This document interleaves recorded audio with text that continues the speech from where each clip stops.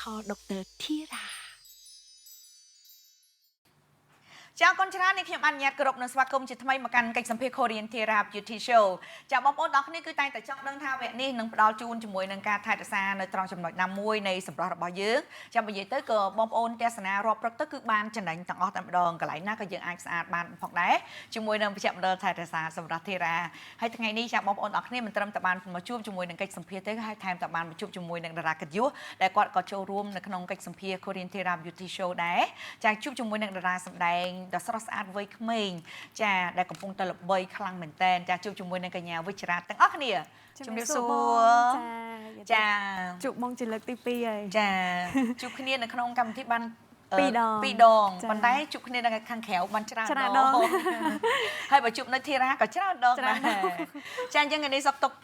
ចាសុខសប្បាយទេណាចាសុខធម្មតាមើលតែមុខដឹងឲ្យបងស្រស់ថ្លា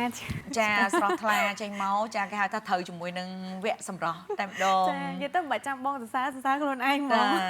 អូយនិយាយទៅគឺបងបកែនៅក្នុងកិច្ចសម្ភាស Korean Thera Beauty Show តារាកិត្តិយសអញ្ជើញចូលរួមចាគឺលោកស្រីគាត់តែងតែធ្វើការជ្រើសរើសនឹងដែលគាត់សម្រិតសម្រាំងដោយខ្លួនឯងតែម្ដងចា idol តែគាត់ពេញចិត្តមិនគាត់ហៅអញ្ជើញមកចូលរួមអញ្ចឹងចាអញ្ចឹងបានន័យថាស្អាតចាតតែអ្នកស្អាតបានអ្នកស្អាតបានអាចមកកម្មវិធីនេះបានអញ្ចឹងចាអញ្ចឹងដឹងច្បាស់ហ្មងចា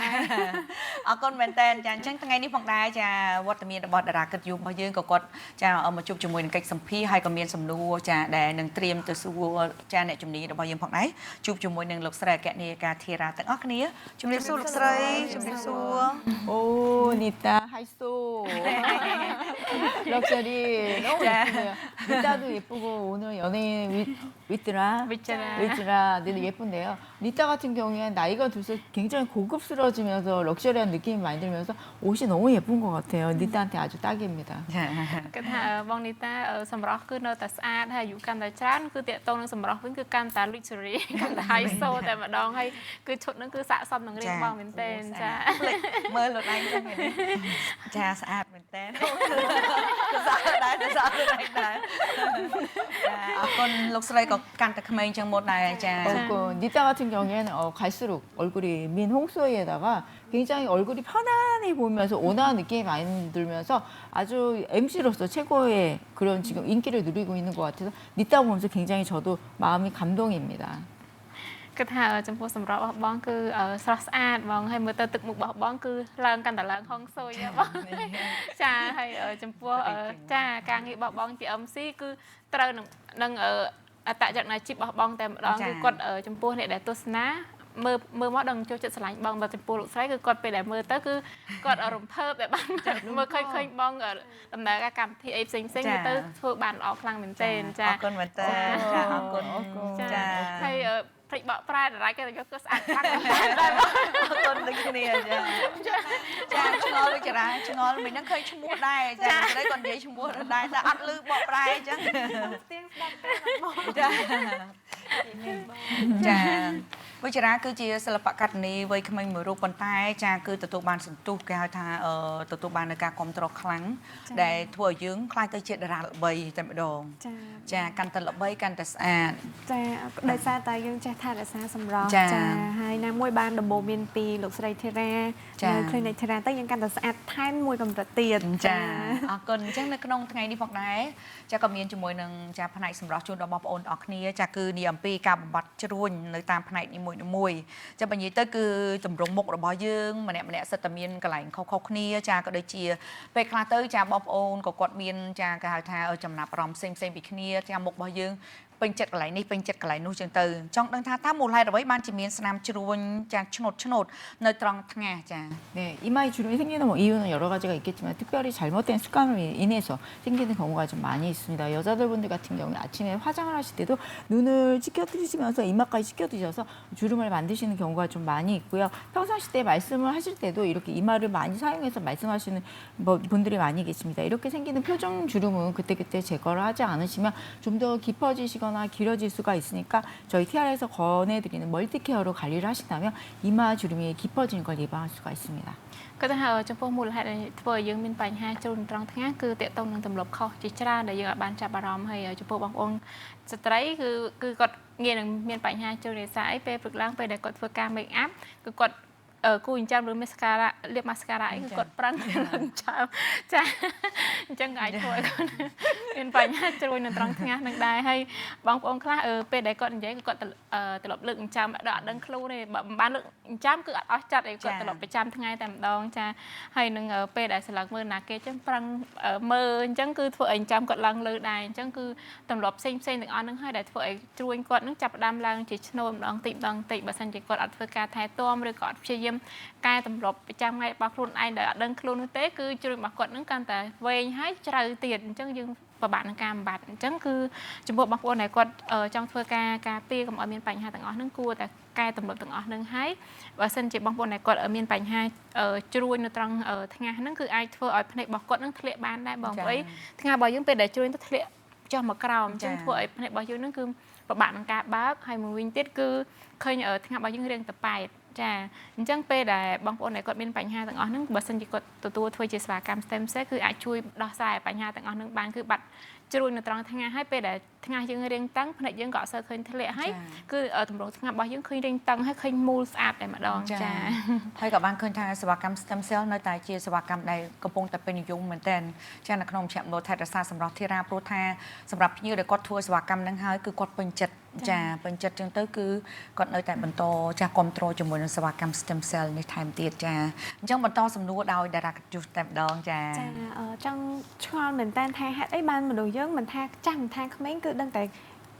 យូរទៅគឺកើតមានជ្រួញនៅក្រោមភ្នែកហ្នឹងហ្មងមូលហេតុអីចា 눈가 주름이 생기는 여러 가지가 있겠지만 피부의 노화가 시작되면서 콜라겐이 빠지고 수분이 부족하거나 영양이 부족해도 눈가 주름이 생길 수가 있습니다. 특히 평상시에 눈으로 많이 웃으시는 분들이 많이 계시면 이쪽 부분에 굉장히 주름이 좀 많이 생길 수가 있기 때문에 평상시 때 주름이 생기지 않게끔 조심하시는 게 좋은데요. 특히 눈가는 혈관이 많기 때문에 멍이나 붓기가 자주 생길 수가 있으니까 피부 안에 콜라겐을 직접 넣어주면서 멍이나 붓기가 생기지 않게끔 아이 캐뉼라로 관리하시는 게 좋습니다. គឺថាតកតងនឹងមូលហេតុនៃការជ្រួញនៅត្រង់រង្វង់ភ្នែកគឺទី1គឺពេលដែលយើងអាយុច្រើនទៅគឺសារធាតុ collagen គឺមានការបាត់បង់អញ្ចឹងធ្វើឲ្យស្បែករបស់យើងវិវត្តរូបភាពចាស់អញ្ចឹងពេលហ្នឹងហើយដែលធ្វើឲ្យមានស្បែករបស់យើងទីតាំងនៅត្រង់រង្វង់ភ្នែកហ្នឹងគឺវារាងស្ងួតបាត់បង់ជាតិសំណើមបាត់បង់សារធាតុចិញ្ចឹមដែលធ្វើឲ្យរង្វង់ភ្នែករបស់យើងហ្នឹងគឺចាប់ផ្ដើមឡើងជ្រួញម្ដងតិចហើយមួយវិញទៀតអ្នកខ្លះគឺគាត់ទ្រពនៃការសើចគឺគាត់សើចតែកន្លែងភ្នែកចាក៏មានដែរចាអញ្ចឹងពេលដែលគាត់សើចកន្លែងភ្នែកធ្វើឲ្យទីតាំងកន្លែងហ្នឹងឧស្សាហ៍មានចលនាក៏អាចធ្វើឲ្យភ្នែករបស់គាត់ហ្នឹងជ្រួញបានផងដែរចាហើយនឹងតកតងនឹងជ្រួញនៅត្រង់រង្វង់ភ្នែកគឺបើសិនជាយើងធ្វើការបំបត្តិទីតាំងកន្លែងហ្នឹងគឺយើងត្រូវមានការប្រុងប្រយ័ត្នដែរព្រោះអីទីតាំងកន្លែងហ្នឹងរាងស្ដាងហើយសម្បូរសរសៃឈាមទូចៗនៅត្រង់ទីតាំងហ្នឹងបើសិនជាយើងធ្វើសេវាកម្មដែលថាអត់សូវមានការប្រុងប្រយ័ត្នឬក៏អីវាអាចងាយនឹងមានបញ្ហាជាប់ឬក៏ហើមអីផ្សេងអញ្ចឹងគឺយើងពិបាកនឹងការចេញទៅក្រៅមែនទែនហើយពេលដែលយើងធ្វើទៅគឺអាចធ្វើឲ្យអ្នកផ្សេងហ្នឹងដឹងថាយើងធ្វើអីចាតែចំពោះបងប្អូនដែលគាត់ចង់កុំឲ្យមានបញ្ហាដូចថាបញ្ហាជាប់ឬក៏ស្នាមអីផ្សេងគឺនៅធីរ៉ាអាចធ្វើបានដោយមានស្នាមហើយជួយកាត់បន្ថយជ្រុលនៅត្រង់រង្វង់ភ្នែកបានដោយធ្វើជាសេវាកម្មដែលមានឈ្មោះថា I Can You Lie ហើយចំពោះសេវាកម្មហ្នឹងគឺវាបញ្ចូល collagen ដល់សន្ទុកខាងក្នុងត្រង់រង្វង់ភ្នែករបស់យើងតែម្ដងអញ្ចឹងបានរង្វង់ភ្នែកយើងតឹងស្អាតហើយវាមាន collagen បានច្រើនហើយឃើញភ្នែករបស់យើងនឹងរាងក្មេងជាងវ័យបានផងដែរចាពិតជាល្អខ្លាំងមែនតើចាព្រោះថាគ្រប់សេវាកម្មទាំងអស់គឺសិតតែជួយចាលើកសម្រស់របស់បងប្អូនទាំងអស់គ្នាហើយក៏មិនមានផលប៉ះពាល់ដោយសារតែចាជាសេវាកម្មមួយដែលមិនមានជាមួយនឹងការវះកាត់ទេនៅធីរ៉ាគឺគាត់ប្រើប្រាស់ជាមួយនឹងបច្ចេកទេសដែលទំនើបចាគេហៅទាន់សម័យហើយចាជាមួយនឹងចាទាំងផលិតផលទាំងម៉ាស៊ីនសិតតែស្តង់ដារតែម្ដងចាអញ្ចឹងសម្រាប់បងប្អូនទាំងអស់គ្នាដែលមានបញ្ហាណាមួយចាមានជ្រួញនៅលើចាថ្ងាសរបស់យើងនឹងនៅលើភ្នែកហើយក៏មានជ្រួញបន្តទៀតចាដែលបងប្អូនក៏គាត់ចង់ដឹងដែរថាចំណែកបងប្អូនដែលយើងមានបញ្ហាជ្រួញនៅលើថ្ពាល់មិនក៏ចេះតែមានជ្រួញតូចៗនៅលើថ្ពាល់យើងចា 네, 가끔은 볼에 주름이 깊게 세로로 이렇게 생기는 경우가 있는데요. 피부 안에 지방이 늘어지거나 콜라겐이 부분 빠져도 길게 손가락처럼 이렇게 늘어지는 경우가 좀 많이 있습니다. 이때는 살이 없으셔도 또 살이 많아도 생기는 경우가 많이 있는데 특히 살이 없으신 분들이 길게 손가락처럼 이렇게 주름이 생기거나 늘어지는 경우가 좀 많이 있으니까 평상시 때 볼살이 빠지지 않게끔 꾸준하게 관리를 하시는 게 좋은데요. 볼살이 통통하고 주름이 없어야지 아기처럼 보일 수가 있기 때문에 늘어진 지방을 좀 제거할 수가 있고요. 그다음에 리프팅할 수 있는 엘라스틴 리프팅으로 관리하시는 게 좋습니다. គឺថាតើតើនឹងបញ្ហាស្ពាល់គឺបងប្អូនខ្លះពេលដែលគាត់អាយុរៀងចាស់ហ្នឹងអា collagen រៀងស្រកទៅធ្វើឲ្យសាច់ស្ពាល់របស់គាត់ហ្នឹងមានបាត់បង់ collagen នៅទីតាំងស្ពាល់ហ្នឹងក៏អត់ស្មើគ្នាទេវាដូចថាវាស្រកកន្លែងទៅតាមទីតាំងមួយអញ្ចឹងដែលធ្វើឲ្យមុខរបស់គាត់ហ្នឹងមានបញ្ហាប៉ងផតហើយជួនកាលគឺមានឆ្នូតជ្រួញវែងឬក៏ខ្លីៗទៅតាមនឹងជាស្ដែងហើយបើសិនជាបងប្អូនដែលគាត់អត់សូវមានសាច់ស្ពាល់គឺឆ្នូតជ្រួញគឺវែងខ្លាំងតែម្ដងចាអញ្ចឹងពេលដែលបងប្អូនដែលគាត់មុខដែលអត់មានសាច់ហ្មងគឺជ្រួញឃើញវែងឡើងថ្ពាល់ហើយបងប្អូនដែលគាត់មានសាច់គឺ collagen ស្រកអត់ស្មើគ្នាគឺគាត់ចិត្តខ្លាញ់ហ្នឹងគឺវាធ្លាក់ចុះមកក្រោមដែលធ្វើឲ្យពពករបស់គាត់ហ្នឹងមើលទៅឃើញដក់កាន់តែខ្លាំងផងដែរអញ្ចឹងគឺចំពោះបងប្អូនដែលគាត់មានបញ្ហាទាំងអស់ហ្នឹងគាត់គួរតែធ្វើការបតឹងទីតាំងកន្លែងហ្នឹងឲ្យឃើញថ្ពាល់របស់យើងមានភាពសឡូនហើយនឹងកាត់បន្ថយបញ្ហាជ្រួញទាំងអស់ហ្នឹងដោយធ្វើជាសេវាកម្មដែលមានឈ្មោះថា elastic lifting ហើយចំពោះសេវាកម្មហ្នឹងគឺពេលដែលយើងធ្វើឲ្យគឺផ្លែកភ្លាមតែម្ដងហើយធ្វើតែម្ដងក៏បានផលច្រើនមែនទែនហើយ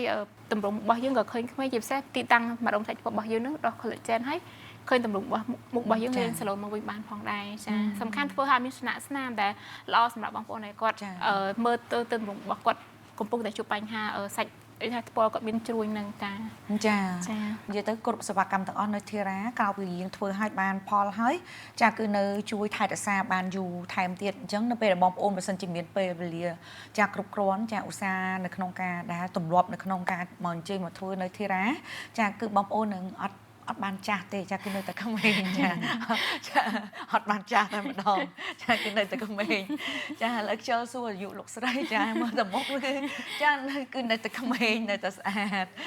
ចាឥឡូវនេះបងដែរសម្រាប់បងប្អូនដែលកំពុងតាមដានទស្សនាចាក៏នៅមានចម្ងល់ថែមទៀតនៅលើផ្ទៃមុខរបស់យើងអត់តន់អស់ទេចាគឺបើមើលទៅឆ្លោះកញ្ចក់ទៅឃើញជ្រួញទៀតឥឡូវហ្នឹងចាទោះបីជាអត់ឃើញក៏ដោយប៉ុន្តែយើងសង្កេតមើលទៅគឺយូរគឺយើងនឹងឃើញអញ្ចឹងនៅវគ្គក្រោយនឹងសំណួរបន្តទៀតតកតងជាមួយនឹងបញ្ហាជ្រួញផ្សេងទៀតផងដែរសូមសម្រាប់មួយផ្លែតសិន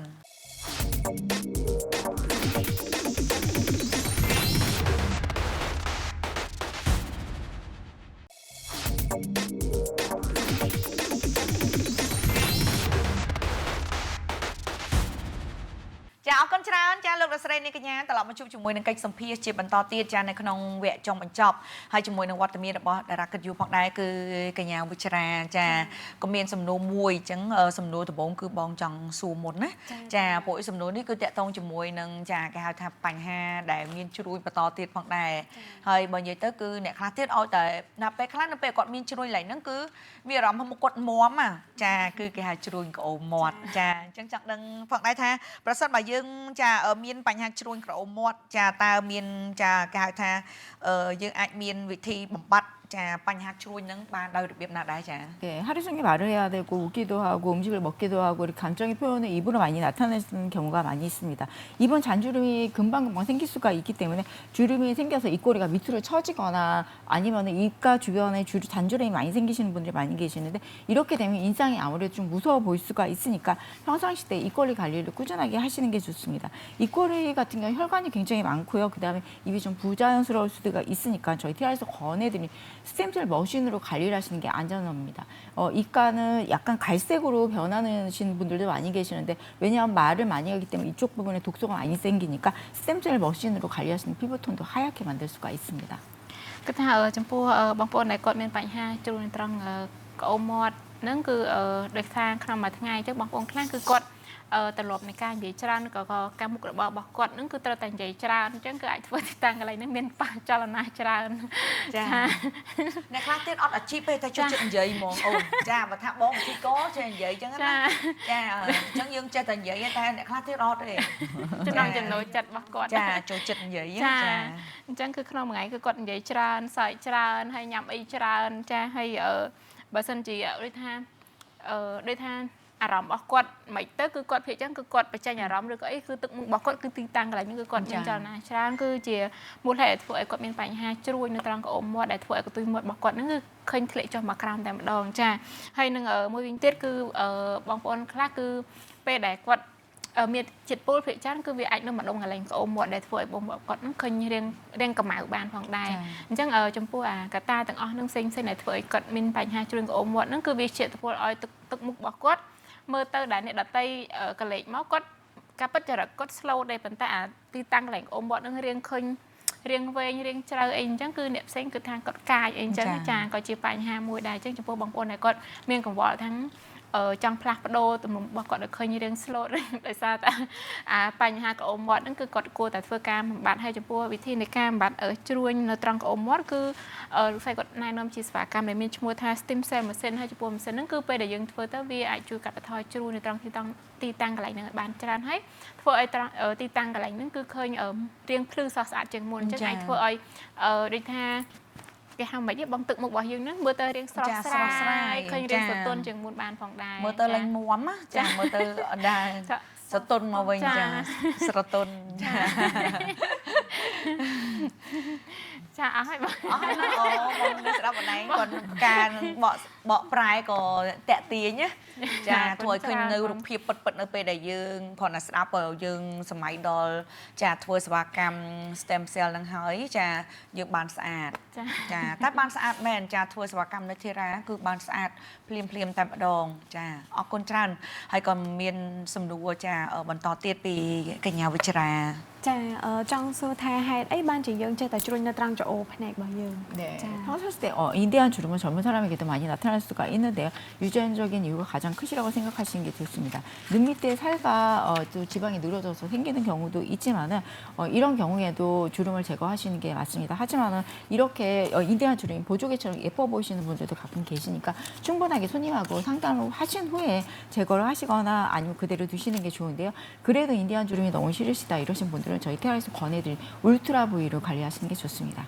គឺថាតេតទៅនឹងច្អូភ្នែកគឺទីតាំងកន្លែងនេះខ្លះឃើញរៀងផតរៀងក្លុកបន្តិចនឹងចាទីតាំងកន្លែងហ្នឹងគឺ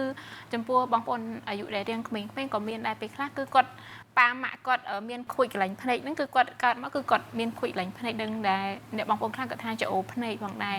ហើយតេតងនឹងច្អូភ្នែកហ្នឹងគឺអ្នកខ្លះពេលនៅពីក្មេងអត់មានតែពេលដែលគាត់អាយុច្រើនទៅគឺធ្វើរបស់គាត់នឹងចាប់ដើមធ្លាក់ចុះមកក្រោមហើយធ្វើឲ្យគាត់មានដក់កន្លែងឆ្នោតកន្លែងនេះគឺពីរកលៈតែម្ដងចាហើយបងប្អូនខ្លះគាត់ចង់ធ្វើការបំបត្តិដែរប៉ុន្តែចំពោះលោកស្រីតេតងនឹងបញ្ហាច្អូភ្នែកកន្លែងហ្នឹងគឺគាត់ check មើលសិនហើយចំពោះបងប្អូនខ្លះដែលគាត់មើលទៅច្អូភ្នែកឃើញមានភាពទាក់ទាញមើលទៅស្អាតគឺលោកស្រីអត់ណែនាំឲ្យបំបត្តិទេប៉ុន្តែបងប្អូនដែលគាត់មើលទៅសាច់ថ្មគាត់រៀងធ្លាក់ហើយចេញច្អូភ្នែកមើលទៅអត់សូវមានភាពស្អាតគឺលោកស្រីគាត់ប្រឹក្សាយោបល់ជូនហើយនឹងណែនាំជាសេវាកម្មជូនក្នុងការធ្វើការបំបត្តិកន្លែងច្អូភ្នែកនឹងបានផងដែរហើយតេតងនឹងសេវាកម្មដែលលោកស្រីជាទូទៅគាត់ណែនាំជូនអតិថិជនគឺមានឈ្មោះថា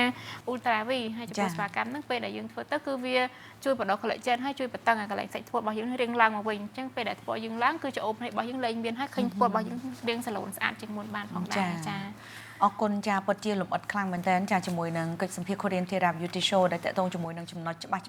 ដែលបងប្អូនទាំងអស់គ្នាចាមានអារម្មណ៍មួយថាយើងអត់ពេញចិត្តហើយក៏ធ្វើឲ្យយើងមានអារម្មណ៍ថាយើងអត់ស្អាតចាយើងនៅខ្វះចន្លោះហើយយើងចាណាតាមពិតស្អាតទាំងអស់តែនៅស្ទើរបន្តិចហ្នឹងចាអញ្ចឹងគ្រប់ផ្នែកទាំងអស់គឺបងប្អូនអាចអញ្ជើញមកធ្វើការថែរក្សាចាដើម្បីបំបត្តិជាមួយនឹងចាការបញ្ហាជួញទាំងអស់ហ្នឹងបានជាមួយនឹងចាក់ដុលថែរក្សាសម្រាប់ធីរ៉ាផងដែរកិច្ចសម្ភារក៏បានឈានចូលដល់ទីបញ្ចប់ចា 멍스라이 삐삐 양 나다에 섬제. 네, 저희 티아라에 오시는 분들 중에 이제 각자 본인의 얼굴을 좋아하시는 분들이 많이 계시는데요. 태어나실 때부터 본인이 갖고 있는 얼굴이 가장 개성 있고 매력 있는 그런 얼굴이라고 생각하시는 게 좋습니다. 케어를 받을 때도 본인 얼굴에서 너무 이미지가 바뀌는 것보다는 본인에 맞게끔 관리를 꾸준하게 하시는 게 좋은데요. 저 같은 경우에는 사실 리타처럼 이렇게 뺑인 얼굴을 굉장히 좋아하는데 요즘 또 손님들 가운데서는 이렇게 포시된 얼굴을 원하시는 분들도 많이 계십니다. 충분히 저랑 저희 원장님하고 상담을 하신 후에 본인이 원하는 얼굴형으로 케어를 하시는 게 가장 만족도가 높으니까 먼저 저희 티아라에 오셔서 상담하시기 바랍니다. 닥터 티아라 조금 있으면 필링 앞으로 나올 예정입니다. 지금 배로 인해서 오고 있는 중이니까 여러분들 필링 어떤 케어로 어떤 효과가 있는지도 많은 관심 가져주시기 바랍니다. ចំពោះទំនាក់អ្នកគឺពេលដែលយើងកាត់មកគឺតម្រងរបស់យើងគឺមានភាពខុសគ្នាហើយនឹងមានភាពទាក់ទាញរៀងខ្លួនអញ្ចឹងចំពោះយោបល់លោកស្រីគឺចង់ឲ្យបងប្អូនដែលគាត់ check មើលតម្រងរបស់គាត់មួយគឺត្រូវពេញចិត្តលើតម្រងរបស់ខ្លួនឯងហើយបើសិនជាយើងមើលទៅមានការខ្វះខាតឬកន្លែងណាដែលយើងធ្វើទៅមានការទាក់ទាញយើងអាចធ្វើការកែច្នៃតិចតួចដើម្បីតម្រងរបស់យើងនឹងកាន់តែមានភាពស្រស់ស្អាតផងដែរហើយទាក់ទងនឹងបងប្អូនដែលគាត់ចង់ធ្វើការកែប្រែលក្ខណៈបែបធម្មជាតិគាត់គួរតែជ្រើសរើសកន្លែងណាដែលមានទំនុកចិត្ត ចិត្តហើយសំខាន់គឺសុខភាពហើយឬក៏អាចអញ្ជើញមកធីរាទៅដើម្បីជួបលោកស្រីឬក៏បងប្អូនលោកស្រីដើម្បីពិគ្រោះយោបល់ថាគួរកែប្រែឬក៏ធ្វើការថែទាំកន្លែងណាល្អដើម្បីទទួលបានសម្រស់របស់យើងថាយើងអត់ដូច image ខ្លាំងដូចយើងវាកាត់បើយើងវាកាត់គឺយើងចេញជាមនុស្សថ្មីតែម្ដងប៉ុន្តែចំពោះលោកស្រីគឺគាត់ចង់ឲ្យបងប្អូនដែលរក្សាធម្មជាតិរបស់ខ្លួនឯងប៉ុន្តែគឺ update ឲ្យឃើញមានភាពស្រស់ស្អាតជាងមុនគឺលោកស្រីគាត់ណែនាំជូនបងប្អូនបើសិនជារើសជំរើសហ្នឹងគឺល្អមែនទែនចាហើយចំពោះផលិតផលដុកទ័រធីរ៉ាវិញគឺតែងតែមានអ្វីដែលថ្មីមករហូតហើយបន្តិចទៀតហ្នឹងគឺមានផលិតផល filling ជំនួសកសិកាចាស់ដើម្បីជួយឲ្យស្បែកយើងភ្លឺអញ្ចឹងប៉ុន្តែឥឡូវហ្នឹងកំពុងតែដឹកជញ្ជូនមកផងដែរអញ្ចឹងចំពោះបងប្អូនដែលគាត់ចង់ដឹងពីផលិតផលថ្មីហ្នឹងគឺអាចសិក្សាបដាពីដុកទ័រធីរ៉ាដើម្បីពេលដែលគាត់យកមកលក់នៅក្នុងស្រុកខ្មែរហ្នឹងគឺបងប្អូនអាចបានប្រើមុនគេតែម្ដងចាតាមការពិតទៅបងប្អូនទាំងអស់គ្នាគឺគាត់អត់ចាំបាច់នៅធ្វើការតេស្តអីទៀតទេចាគឺគាត់នៅអ្វីដែលគាត់ចាំហ្នឹងគឺនៅរោងចាំផលិតផលអត់ប្រើយកតែម្ដងចាព្រោះដោយសារទំនុកចិត្តនឹងការជឿទុកចិត្តចាគ្រប់ផលិតផលទាំងអស់របស់ដុកទ័រធីរ៉ាចាមានទាំងឈុតថែរក្សាស្បែកមុខចាសាប៊ូកក់សក់លេលាបខ្លួនចាផលិតផលការពារកម្ដៅថ្ងៃចាមានជាមួយនឹងចាប្រភេទចាគេហៅ toner pad ក៏មានចាមានកាហ្វេចាគេហៅថាកាហ្វេសម្រក់រាងថែរក្សារាងរបស់យើងហើយផលិតផលជាច្រើនថែមទៀតក៏ដូចជាផលិតផលថ្មីមួយមុខទៀតដែលបងប្អូនចាប់អារម្មណ៍ចាគ្រាន់តែកន្លែងទៅគឺដឹងថាថ្មីហើយព្រោះប្រើអស់ហើយតែ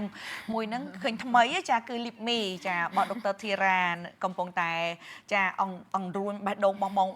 ងប្អូនទាំងអស់គ្នាដែរសូម្បីនេះខ្ញុំហ្នឹងក៏ចង់ប្រើដូចគ្នាដែរចង់ប្រើវិចារចាជួបបងប្អូនទាំងអស់គ្នាកុំភ្លេចណាចាផលិតផលដុកទ័រធីរ៉ាដែលបងប្អូនគឺងាយស្រួលមែនតើដោយសារតែមានបងប្អូនតំណាងចែកចាយដែលគាត់